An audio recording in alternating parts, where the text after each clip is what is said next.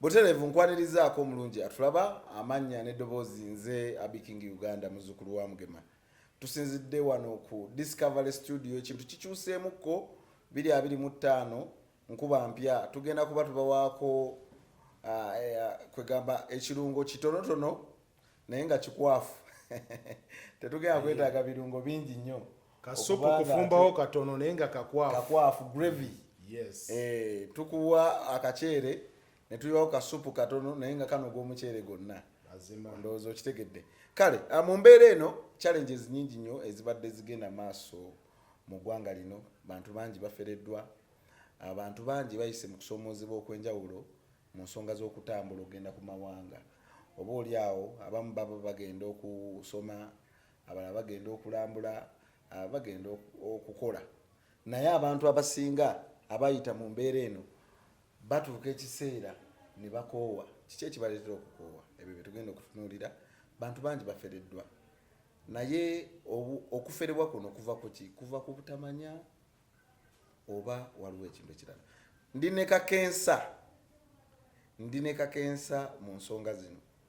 Mumumanyi Kakensa ono naye mu nsonga z'okutambula zino azifuniddemu ebizibu bingi. Nsi byakutambula wabula abo abatwala ssente z'abo baagala okutambula ne babulawo, awo bamulwanisa okukamala nga oba oli awo singa baali balina access emutuukako n'ejjambiya balayika baazigula dda. Kale negataako subscribinga, sharinga ate ne Discovery Studio ginoonyeeko mu kibuga wakati awo. Olutuuka mu kibuga wakati genda mu bifo ebibeeramu abasajja abalina ssente. Nkulagirira eno saidi ya Oasis eno Garden City jjo okusanga ebifo efaanaganako weebiti. Kale Chair nkwanirizaako ssebo. Neyanzizza Abiking Uganda. Yes sir. Amannya n'eddoboozi Chairman LC ku social platforms zonna abammanyi abaludde nga mungoberera. Yes sir. Nja kubaaniriza ku Discovery Studios nga zisangibwa wano ku Oasis.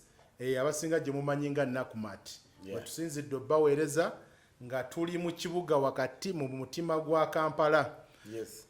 Ombuuzizza ekibuuzo lwaki abantu abatambula ensangi zino beetamiddwa, banafuye, bakooye oba babbiddwa nnyo. So ebadde ebibuuzo biri mu kibuuzo kimu. Nja kutandika n'okubbibwa. Njagala okkirize Abiking nti n'Omunayuganda naye enebola ayanguyiriza amuggyako ssente oba omutwazi okuzitwala amangu. Atya nti ekyokusooka tetukola research, ekyokubiri tulowooza nti woba ne ssente zijja kukolera buli kimu. Kyova olaba nze advisinga nnyo abantu nti be part of the process. Ti wadde ogenda kuyambibwako naye naawe genda nga at least 78% olina ky'omanyi. Nti omuntu bw'anaakuzza naakuzza eri, buli gy'akuzza ojja kuba okola ki? Olabayo. Naye abantu bo bayiga kimu nti genda noonya ssente onoonyo ate n'omuntu abikkolerako gw'otuula eri kiboosire buli kimu kitambule nga wekirina okukola ki? Sekati omuntu bw'atyo nze gwe mpita enebola nti ayanguyirizaako kw'oli agenda omwawukanya ne ssente ze olw'obutamanya oba olw'obulagajjavu olw'obwataagala kukola research. Chair nga nkuzaamu kemabega katono nnyo tugendere wano ku passport okuva nga Omunayuganda akafuna passport. Propaganda mungi nnyo atambula ku mitimbagano. Ofunye passport sooka otambuleko nga tonagenda kufuna visa. Omuntu kimwetaagisa katutunule ensi nga Europe, Canada, Sweden, America, UK, ensi ez'amaanyi. Omuntu kimwetaagisa okuba nga atambuddeko oba waliwo omukisa nti n'omuntu ono afunye passport nga yakagifuna. Waliwo omukisa okufuna visa nga talinaamu nnyo travel history mungi. Weebale ekibuuzo ekyo Abiking. Njagala otwala omukisa guno okutegeeza abatulaba oba abatuwuliriza nti si buli muntu atambudde agenze e Bulaaya nti abasinga baamala kukola travel history okutambula. Bangi batambudde ne bagenda mwaga amawanga ag'amaanyi nga bw'omenye ku North America, Europe, naye nga gwe mulundi gwe ogusoose first attempt ne bamuwa visa nga netalinamu sticker n'egi n'emu. Okitegedde? Naye nga n'ekirala n'oyo abaakoze travel history kiba kirungi. Era kiringanga bw'onoogamba omwana amaze ograduatinga ku university ne bamugamba twagala 5 years experience. Bw'oba tomuwadde mukisa experience yagenda jijjawa. So n'ekirala njagala okutangaaza abantu nti kino ekintu kya travel history bakitunulamu ng'ensonga zino 3 ezisooka zikulemeredde. Esooka purpose of travel, kiki ekikutwala, ogenda kukola ki, mulamwa ki. Ekyokubiri financial status yo oba situation ebyenfunawo biri bitya. Toweerabira nti ensi zino nazo zitunuulira okukola ssente nti omuntu ajja zikyalira ogenda kuspendinga okugeza hotels ezizimbibwa zisulwamu bakyaze, amaduuka abantu bashopinga, restaurants zikola. Kitegeeza nti ozza okukyala naye n'okulekayo ssente. Kati batunuulira omuntu ajja otukyalira anaatulekera ku ssente. So nakyo ngeri yakukolamu ssente bakitunuulira nnyo. Nti n'ekirala weesobola, tobeere liability, tofuuka ekizibu eri bo. Oba kategedde akantu ako, y'ensonga ey'okubiri. Ey'okusatu olina ties, biki ebikusikiriza okuddayo ewammwe oluvannyuma lw'okubakyalira. Olaba naffe oyinza okujja Big King ng'oyagala nkuwola omutwalo naye nsobola okukusaba omusingo ogunaakusikiriza okukima omusingo gwo. Kati namu n'omuzungu naye ayagala omulaga omusingo nti w'onoomala omukyalira ojja kuddayo ewammwe. Musingo ki? Ayagala omulage nti olina ku famire, olina ku baana, oli mufumbo, kuba abafamire bagirespectinga nnyo. Kubanga wadde ffe tukimanyi nti omuddugavu ogenda n'olemerayo n'oleka n'omwana ow'emyezi 3. Naye mbye mu bwongo bwe tasuubira muntu kuleka mwana wa myezi 3 agenda asikandi buleeki e Bulaaya. Kaakati ye buli w'omu wa famire alaba nti olina obuvunaanyizibwa. Number 2, ayagala olinayo ebirala ebikusikiriza nga ki bwe tukoonera ku land title. Omuzungu ono bw'omulaga land title takutumye ya Nakasero oba ya wano ku Oasis we tuli. Eyinza okubeera ey'e Masaka, ate n'ey'e Masaka tamanyi nti oba tolinaako yadde akabuzi, tolinaako yadde akate, yalowooza kuliko amaka agakoze eki agayimiridde. Ne toweerabira takutumanga kya Kampala Road nti osobola okugenda n'okifuna ewalala ku busente obusaamusaamu naye nga kijja kuzitoyamu. Namba 3, nti ajja kugamba nti omusajja ono twagala atulageyo ekintu ekirala nga ki bizinensi. Tuwatulaze olina ssente ne source of income ziva mu ki. Tulabyeko abantu bangi be bamyeko visa ng'alina millions 5 biliyoni naye batunuulira source of income.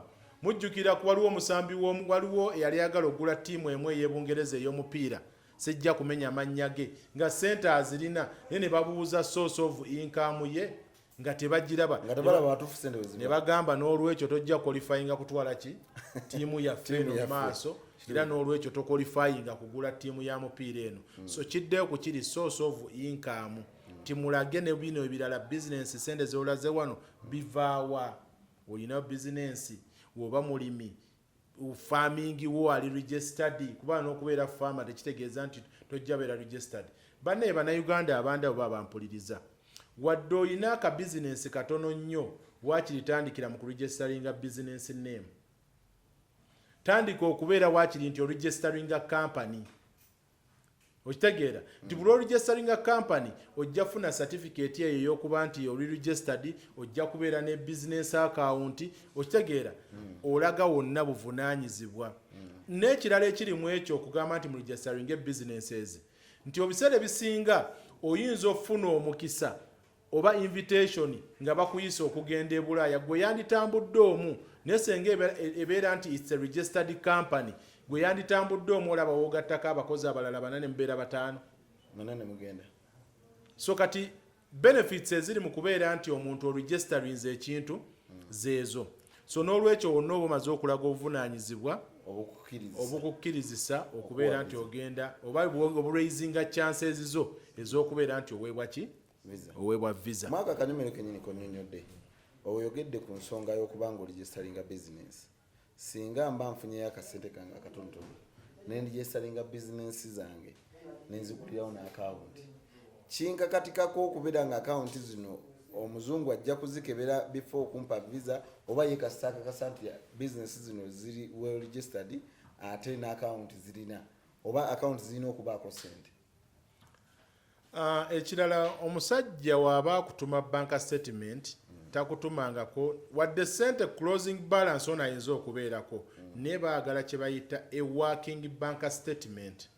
A working bank statement yeriwa nti okyasobola n'okusaba visa ng'olinako closing balance wa miliyoni meka naye ng'ekulaga waliwo cash flow in and out ezikola ki eziyingira Abannayuganda okeka kyasinza otukuba oli alowooza oba abantu bank statement n'agenda ewa kitaawe nayeewola obukaddaana n'abuleeta enkya n'abukubako naye nga tebulaga source buvaawa kiddeo ku kiri source of income.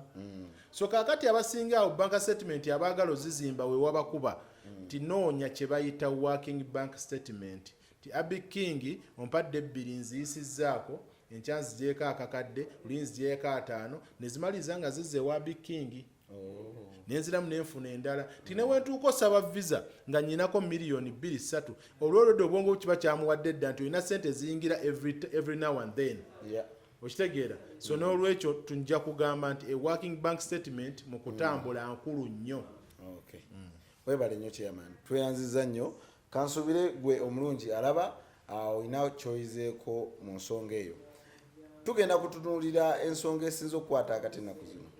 Ensi eno y'emu ku nsi esinza okugenda mu bannayuganda of recent nti bagendayo nnyo naye ate n'abaganiddwa oba bamiddwa visa bangi nnyo. Tutunuulira ensi nga Canada. Bantu bangi babamye visa, bantu bangi bafereddwa. Kiki ekibaleetera okuferebwa? Ekyo kye tugenda okutunuulira.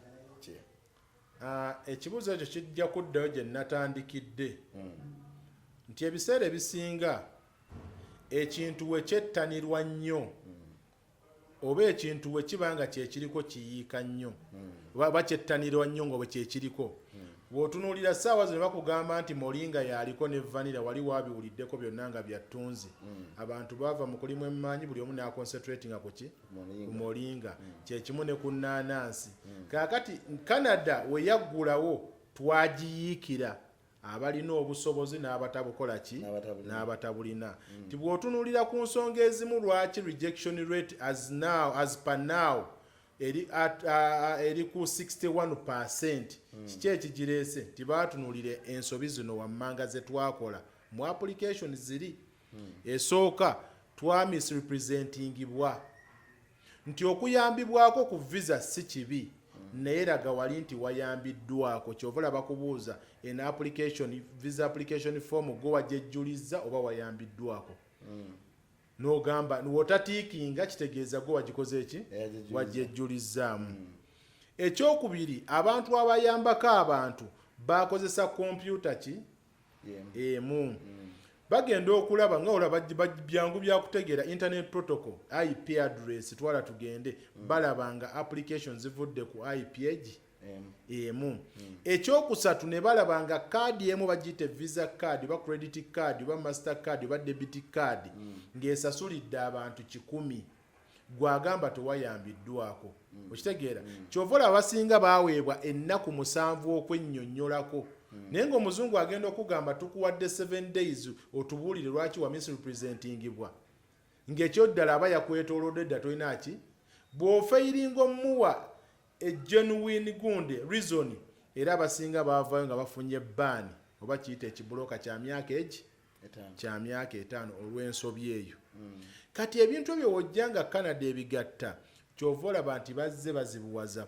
Ekirala fake documentation tubajja n'oyagala okeka emmanga obajje awakulu nnyo kino omuntu n'agenda n'abajja n'akwata mu statement n'akwata mu biki kyeki kyenagenda nti baddeyo ne baverifyinga bakuba obusimu ne baverifyinga jojja kumanya baverifyinze ddi. Kyova olaba nze saadivayizinga muntu kugenda mu fake nti n'oba osazeewo kale kwatamu naye nawe kwata mu kintu nawe kyolaba nti ne bakikuwa nawe kyenyini tokibuuka.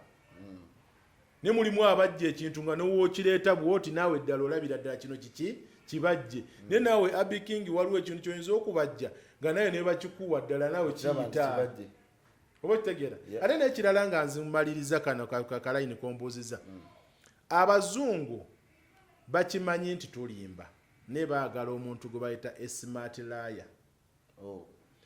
smart layer kitegeeza ne bakuwa empapula zaabwe ojja kwongera ku economy, ojja kusobola okumanuvalinga mu system ogitegeere mangu. Alaba ng'oli mugezi nti woba osazeewo kulimba olimba n'omalayo ku 10 okategedde tolimba n'okoma ku 5 n'okoma ku 5 gwajja kukuba ekibulooka oba okitegedde nkiraba bakimanyi nti ffenna tulimba era kijja kubakisa kintu kino. Percentage ennene eri ku Bulaaya saawa zino oba oyagala okulaba vulugu buli omu bamuzzeemu interview gye yakola ng'afuna empapula. Oba omaze emyaka 2 oba 3 oba 5 bakugambe nti enkya twagala tukuzzeemu interview gye watuwanga okole tukuwa empapula, abasinga bajja gifeyiringa. Naye omuzungu ye ayagala oba osazeewo okulimba limbira ddala ate keeping obulimba bwo. Naye nga bakimanyi ntulimba naye tebajja kugamba nti bakifuule open nti munnaaye ne mutulimba twetaaga abantu mujje. Baagalira akasengejja ako kasigalewo ensi zeesigaliza ekitiibwa kyazo. Oba nkuzzeemu bulungi Abi King? Onzizeemu bulungi. Awo nno wennyini wengenda okuva ate ngende ku kintu ekiyitibwa visitation visa. Kati tugenze mu categorizinga visas zino. Waliwo okubeera nti waliwo obutamanya obuliwo. Visitation visa egwa njagala ompeeyo examples za visitation visa. Gyempulira tourist visa. Eyina enjawulo ne visitation visa. Ate conference naye gwa mu kika kya visitation visa oba zonna za njawulo. Kati zonna ezo zonna visa zigwa mu visitors oba mukyaze. Wadde ogenze kulambula era oba mukyaze. Wadde ogenze ku attendinga conference era oba mukyaze. Wadde ogenze kusoma. Okusoma yeba student visa. Ne kati muzino nti ogenze ku conference, ogenze kulaba relative wo oba mikwano gyo, ogenze tofunye tourist visa zonna zigwa mu category eyo. Okitegeera short stay visas ezo. So wenna wonna oba oli mu kukyala. Okay. Yes. Kakati kiki ekifuula ne mu kuzino zonna zetumenye eriwo esingo lwaki ene basobola ogiwanvuya ne bagifuula ennyimpi nti omuntu asobola okuyita mu conference ne bakuwa visa. Kale kyembuuza nti waliwo ebbanga erigerebwa ku visas zino ez'enjawulo okusinziira ku application gy'oba okoze. Nkutegedde bulungi. Kati ekyo era kigenda kuddayo ku purpose of travel kubanga gwe obannyonnyola. Either oyinza obbannyonnyola okusinziira ku leave letter yo katugeze olina omulimu nti ogenda kubeera awe weeks 2 z'ennaku 14 tinaye mu application n'obabuulira ennaku z'oyagala okukola ki okubeera mu nsi yaabwe. Kati bo basobola okukuwa n'ezo ennaku zennyini z'obasabye oba okuwa ebbanga eddene. Naye ne bakuwa ebbanga eddene era olina kubeerayo ku bbanga eryo lyennyini lyewabakola ki lyewabasaba. Kati wano kambabuulirewo abasinga bakoze ensobi ne bovastayinga visa zaabwe olw'okuba oli alaba muwadde visa katugaze eya Canada ya myaka 10. Naye nga purpose of travel gyabawa conference ya nnaku mmeka? 3. Kati olw'okuba yalaba alina visa ya myaka 10 ng'akakasooke neebako emyezi 5. Ne mu system bakimanyi ekyakuleeta kyali kya nnaku mmeka? Kyaggwa dda. Fuluma ddamu ofune purpose of travel endala eyina ebbanga ki eggwanvu. Ne mu nsi endala zino zonna Europe nti wadde osabye gwe ngubalaze nti purpose of travel ya nnaku 5 wadde bakuwadde visa ya myezi 3 oba myezi 6 oyina kubeerayo era ennaku mmeka? 5 okwewala okubeera nti overstayinze visa yeeyo. Yes. Weebale nnyo kyeya. Awo nno wetugenda okwebaliza ddala nti weebale kusomesa ggwanga lino. Amiina. Abantu bakutegedde nnyo mu content ono. Wadde weewaawo waliwo era n'abakulwanisa abatunuulira nga ggwe atta omulimu gwabwe. Olowooza agenti wasobola okuvaayo agenti omutuufu baba agenti abatuufu gye bali abandiyambeko abantu bano okutambula oba munnayuganda yeetaaga kusomesebwa yennyini omuntu abeere agenti we ng'omuntu kisobole okumuyambako okutambula. Abannayuganda beetaaga okumanya n'okutegeera mu bintu bino ebyokutambula oba waliwo bannayuganda abalina okusigala nga beetaaga banaabayambako basasulwe batambule. Weebale nnyo ekibuuzo ekyo Habi King. Ogambye nti ba agent bano mulimu abalwanyisa abakola ekyokusookera ddala ffe kye tukola nze kyenkola nsimplifyingako mulimu gwa agent ti workload gwe wandibadde nagwo kunnyonnyola muntu ategeere ng'azze mu ofiisi yo omugambe neetaaga bino wammanga wanajja ng'amanyi ties kyeki amanyi purpose of travel kyeki amanyi bank statement bagizimba batya nga amaze obbikola nsuubira agent omutuufu ate abalina ku appreciatinga nti omulimu gwe ogwandimuzitoweredde nze olwedde mba ngukoze eki gugonzezza kakali kyova olaba nti ffe tuba tugamba nti tuvumirira atwala essente z'omuntu nga taderivalinze batamuwadde saavisi gy'asasulidde gwakola ebituufu kyekikunyiiza okategedde nkategedde bulungi gweoba okola bituufu lwaki oba onyiiga gwe lwaki oba onyiiga nga tetugezaako tereza mulimu gwo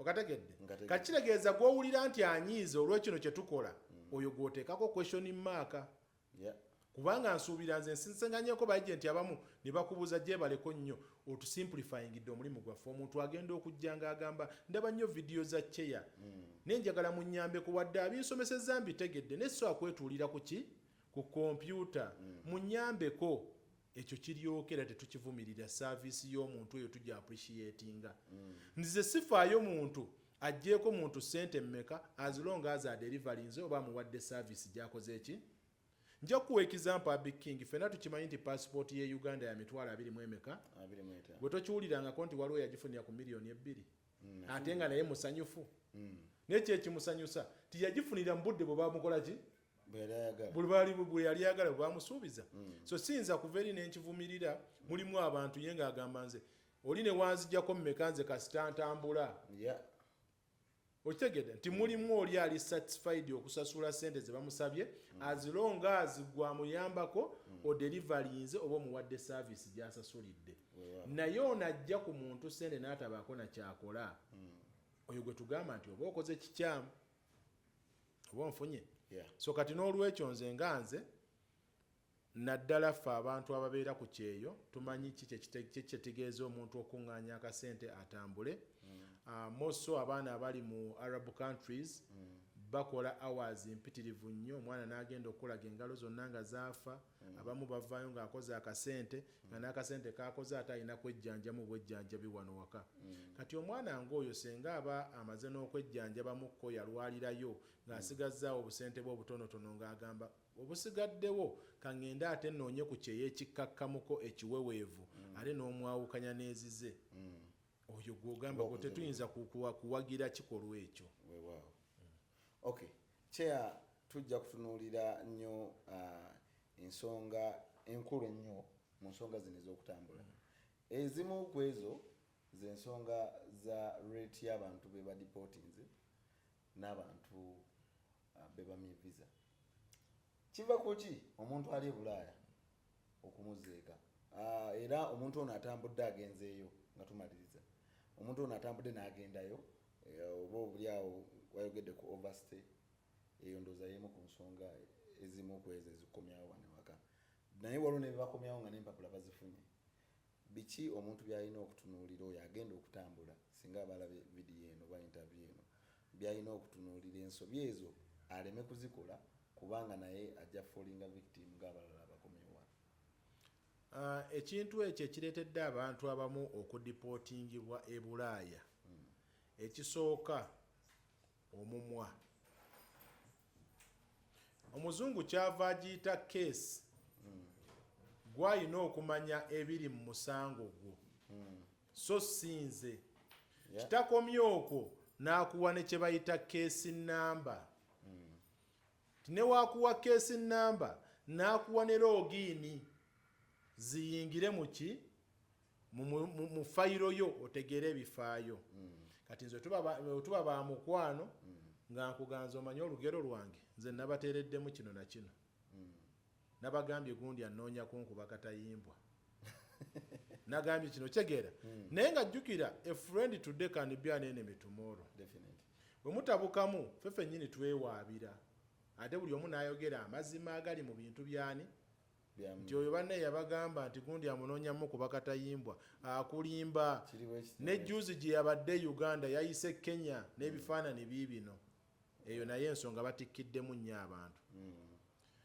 Kiddeyo ku kiki nagenda nti oba asalawo kulimbalimbira ddala ba bad mind mu communities e Bulaya bayitirivu mwebali okitegeera ate mulimu n'abantu abamu nga jjala babikingi odduka sipiidi nnene yamazeewo emyaka 3 wakajja mwaka gumu sipiidi gy'oliko nnene naye nga nagamba abantu bine buli muntu mungu yamukola ng'alina omukisa gwe abikingi ovuga emmotoka oyinza otuuka ku bitaala n'osangawo abantu nga byabakutedde eddakiika mmeka naye gwe n'ova eri n'osanga nga bitadde green n'oyisa ne bana abakoze eki oyo ye Bulaaya nti bantu bangi nnyo bazze ne musangawo olwedde abaabasookawo ate gwe n'ojja n'obakola ki abasinga tebasobola kugumiikiriza omunnyo gumulinnya okkakkana ng'agamba omwana ono kamuwaabire ekirala mu small prints nga bakuwa empapula oba ku visa application bakugamba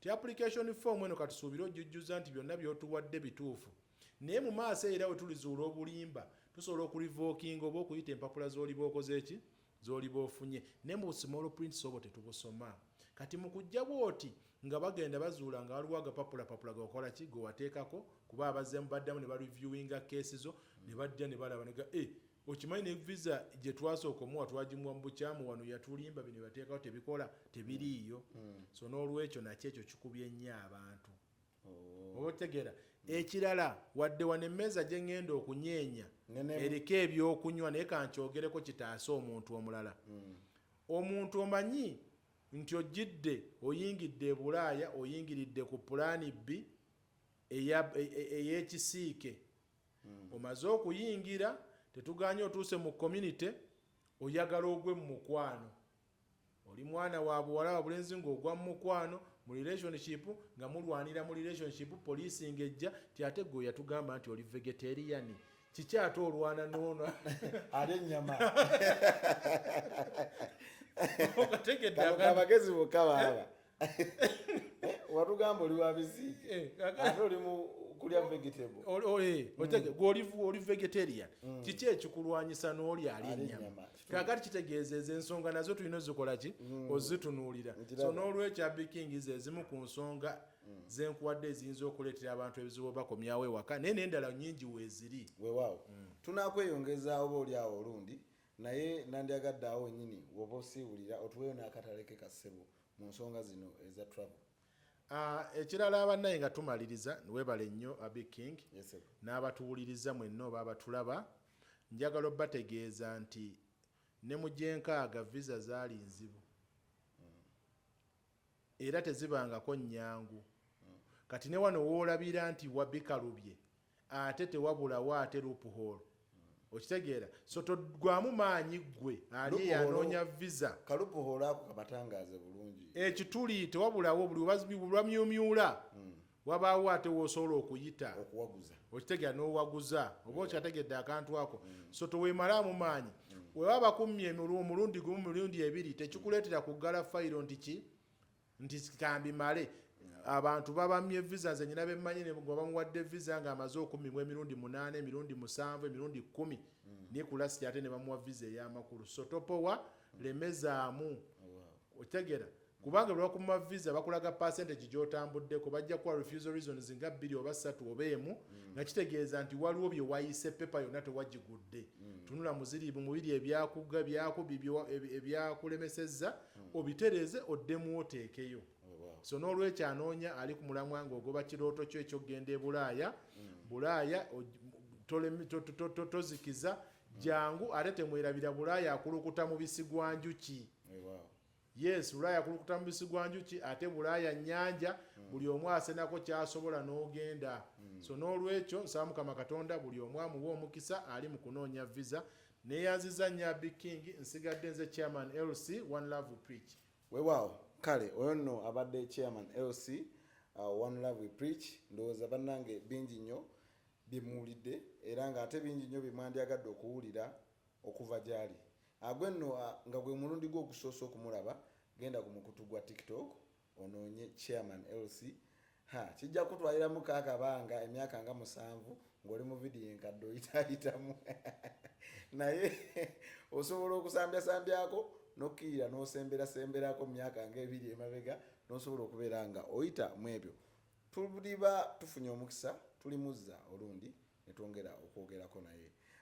Tubadde wano ku Discovery Studios era nga wetusobodde okubeera nga tufuna muganda wange ono. Ssebo Kyeya, webale nnyo neyanzege anja kwebazaako abakulu abali emabega wa kamera aba Discovery Studios. Mwebale nnyo, mukola omulimu gwa ttendo, gadget za maanyi, buli kimu kiri on point. Big up on yourselves. Kyakabi. Kale awo nno nange nja okubeera nga mbasiibulira nga mbajjukiza nti musubscribinge, sharinga, bannaye musharinge nga ebintu ebirimu amakulu bino, kubanga ndaba nnyo bushares ku bintu ebisasamaza, naye ne bino bisasamaza kubanga bigattako Munnayuganda. So okusasamaza kwa njawulo n'okusasamaza kuno okugattako, buli omu alina engeri gy'agattibwako n'abasharinga biri bibagattako naye tusaba musharinga ennyo bino ebibagattako nga tebibatoolako. Nze Happy King Uganda, muzzukulu wa Mugema, Discovery Studios wetubadde atakumira mpeera bankuumire mbere bulungi.